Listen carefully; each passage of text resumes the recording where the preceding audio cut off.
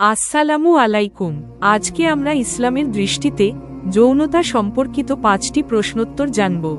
1 number প্রশ্ন, আমি স্ত্রীর সাথে সঙ্গম করতে গেলে কি সামনের দিক থেকেই করতে পারবো নাকি পিছন দিক থেকে করা যাবে? জি, আপনি সামনে এবং পিছনে উভয় দিক থেকেই সঙ্গম করতে পারবেন, তবে সঙ্গম অবশ্যই যোনিপথ দিয়ে করতে হবে। 2 নাম্বার প্রশ্ন, আমি শুনেছি বায়ুপথে সঙ্গম করা হারাম, কথাটা কি সত্যি? হ্যাঁ, এটি সত্যি। মহানবী সাল্লাল্লাহু আলাইহি ওয়াসাল্লাম বায়ুপথে সঙ্গম করা হারাম করেছেন।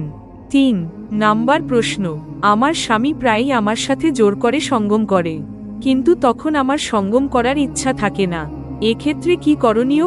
এক্ষেত্রে করণীয় যে আপনি আপনার স্বামীকে বোঝান যে আপনার ইচ্ছা না থাকলে তখন তার বিরত থাকাই উত্তম, কারণ এতে দুজনই সঙ্গমের পূর্ণ আনন্দ লাভে ব্যর্থ হয়, তখন সেই সঙ্গমটা একপক্ষীয় হয়ে যায়। 4 নাম্বার প্রশ্ন, আমার স্বামী প্রায়ই আমাকে তার পুরুষাঙ্গ চুষতে বলে এবং আমার যোনি চুষতে চায়, কিন্তু আমার চুষতে ইচ্ছা করে না এবং আমারটাও চুষতে দেই না, খুব ঘৃণা লাগে। যদি গোপনাঙ্গ চোষা হয় তাহলে এতে কোন পাপ হবে কি? ইসলামে গোপনাঙ্গ চোষণ সম্পর্কে হাদিসে কোন সঠিক ব্যাখ্যা না থাকার ফলে এ আচরণকে হারামও বলা যাবে না, আবার হালালও বলা যাবে না। সুতরাং গোপনাঙ্গ চোষণের ব্যাপারটি সম্পূর্ণ আপনাদের ওপর।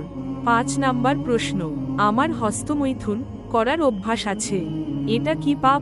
ইসলামে হস্তমৈথুন সম্পর্কে হাদিসে কোন সঠিক ব্যাখ্যা নেই যে এটি হারাম নাকি হালাল, তবে যদি আপনি এটাকে পাপ মনে করে থাকেন তাহলে ধীরে ধীরে হস্তমৈথুনের অভ্যাসটি ত্যাগ করতে পারেন।